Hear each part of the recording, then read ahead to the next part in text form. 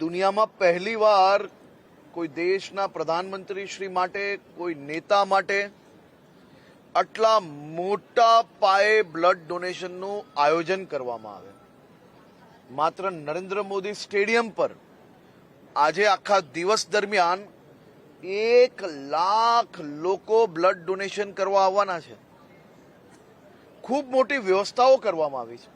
હું જોઈ રહ્યો છું કે અમારું આ તેરાપંથ યુવક મંડળ અને બધા જ લોકો સાથે મળીને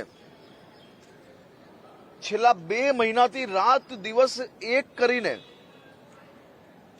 આ માનવતાના કાર્યને સફળ બનાવવા માટે પ્રયાસ કરી રહ્યા છે.